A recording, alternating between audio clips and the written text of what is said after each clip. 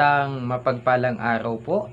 Anuman po ang ating ginagawa, ang Diyos po ay ating papurihan. Muli po, samahan niyo po ako sa pag-aaral ng salita ng Panginoon. At ang ating pong pag-aaralan ngayon ay patungkol po sa pangalang Yahweh. Ito pong Yahweh ay marami po tayong mababasa sa magandang balita Biblia na ang ginamit po nilang pangalan ng Diyos ay Yahweh. Ano po? Bago po tayo mag-umpisa, magbukas po tayo ng banal na kasulatan mula po sa magandang balita Biblia, sapagkat dito po ang ginamit po sa Old Testament ay ang pangalan pong Yahweh. Buksan po natin ang Exodus 20 verse 2. Magandang balita Biblia po ang aking babasahin. Ganito po ang sinasabi: Ako si Yahweh, ang inyong Diyos na naglabas sa inyo sa Ehipto at nagpalaya sa inyo mula sa pagkaalipin. Dito po ay makikita po natin na ang ginamit pong pangalan ng Diyos ay Yahweh.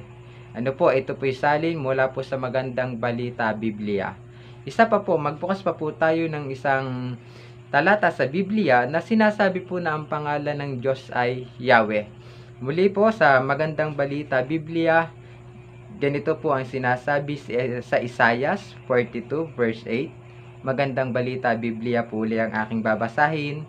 Ganito po ang sinasabi: Ako si Yahweh, yan ang aking pangalan, walang makakaangkin ng aking karangalan, ang papuri sa akin, hindi sa Diyos-Diyosan.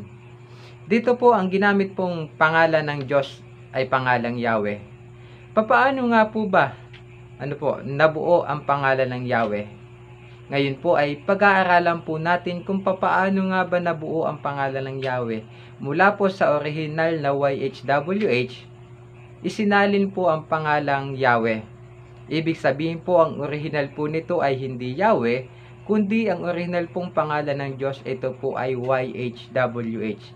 At dito po pag-aaralan po natin papaano nga ba nabuo ang pangalan ng Yahweh.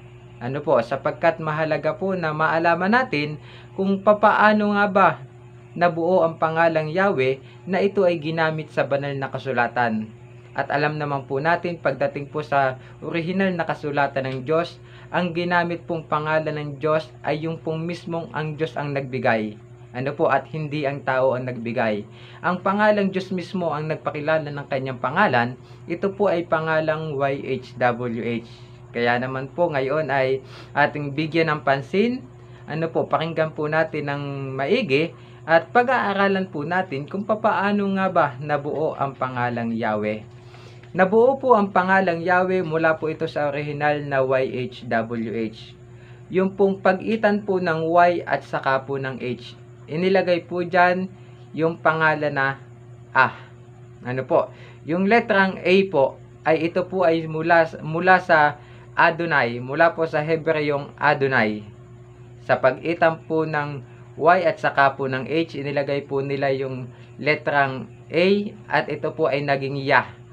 Mula po sa Hebrew na Adonai, tandaan po natin yung letrang A ay mula po sa Hebreyong Adonai. At yun naman pong W at saka yung H. Yung pong pagitan po ng W at saka H, inilagay naman po nila dito ay yung letrang E. Ito pong letrang E, ito po ay mula sa Hebreyong Elohim. Ano po?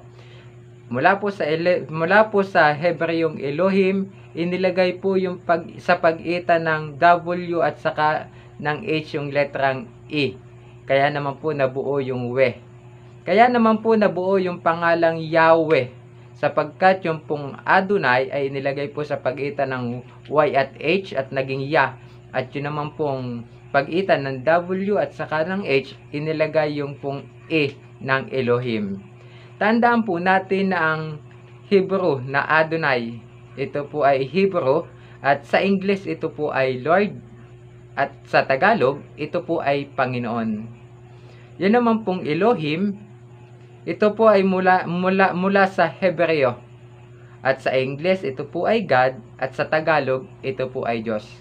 Dapat pong maalaman natin na ang pinanggalingan po nung A at saka ng E ay mula po sa Hebreo. Subalit, ang original pa rin pong pangalan ng Diyos, ito po ay nagmula sa Hebreyong YHWH.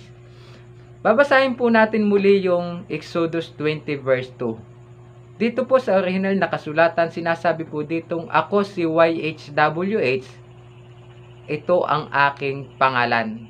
Ano po? Sapagkat yung YHWH ay pangalan po ng Diyos. Sinasabi ng Panginoon na ito talaga ang kanyang pangalan. Hindi po sinasabi ng Diyos na ang kanyang pangalan ay Yahweh, kundi po mula po sa original na YHWH, nabuo po yung Yahweh. At titingnan po natin kung ano po ang sinasabi sa Exodus 20 verse 7. Mabuting balita, Biblia po ang aking babasahin. Ganito po ang sinasabi. Huwag mong gagamitin sa walang kabuluhan ang pangalan ni Yahweh na iyong Diyos. Tiyak na parurusahan ko ang sino mang gumamit nito ng walang kabuluhan. Yung pong pangalan po diyang Yahweh, ito po sa original na kasulatan ay YHWH. Ang pangalan ni Yahweh po ng inyong Diyos, tiyak na parurusahan ko ang sino mang gumamit nito ng walang kabuluhan. Alam po ba natin na sa sobrang takot ng tagapagsalin ng banal na kasulatan, halip na ang ilagay nila sa salin ng mga Biblia ay YHWH, ang ginamit po nila dito ay pangalang Yahweh. Sapagkat natatakot po sila na ito po ay malapastangan. Ano po? Natatakot sila na baka po ito magamit sa walang kabuluhan. Pero tandaan po natin na ang sinabi ng Panginoon ay huwag mong gagamitin sa walang kabuluhan. Sa makatuwid, pwede po natin gamitin ang kanyang original na pangalan. Ito'y gagamitin lamang po natin sa may kabuluhan. Sapagkat kung walang kabuluhan po at ginamit po natin, ang sabi po ng Panginoon, tiyak na parurusahan ko ang sino mang gumamit nito na walang kabuluhan. Bumalik po tayo sa pangalang Yahweh. Alam naman po natin base po sa ating pinag-aralan, yung pong Yahweh ay hindi po ito original na pangalan ng Diyos. Ito po ay nagdagdag po mula sa original na YHWH. Nagdagdag po ang mga tagapagsalin ng Biblia ng letrang A at saka po ng E. At alam naman po natin sa banal na kasulatan ay mahigpit pong ipinagbabawal ang pagdaragdag. Tingnan po natin.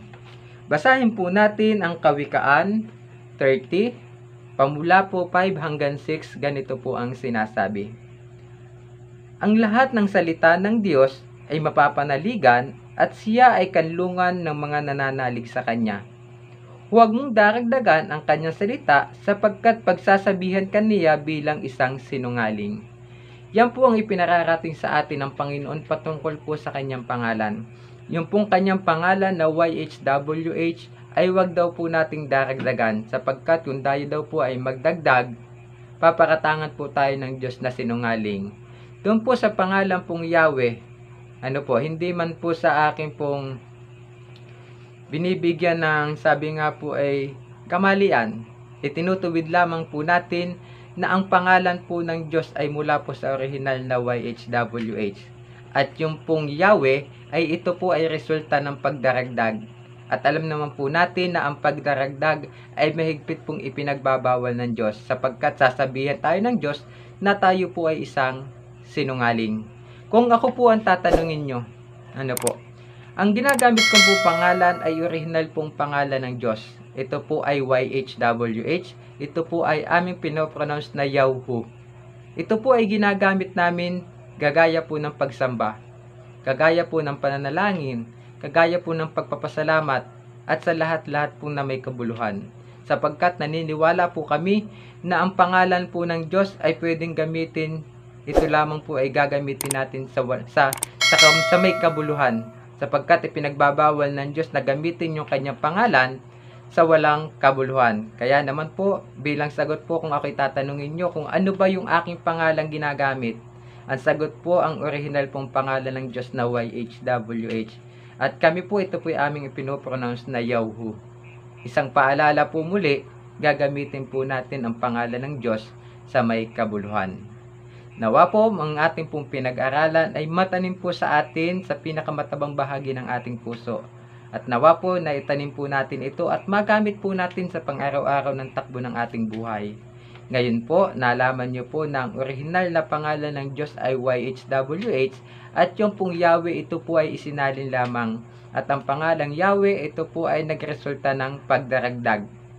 Kaya po ngayong araw, nawa po ang Diyos po ay ating napapurihan at nagamit muli po ako ng Panginoon upang makaragdag kaalaman sa inyo. Muli po, ito po ang salita ng Panginoon. Salamat po sa Diyos.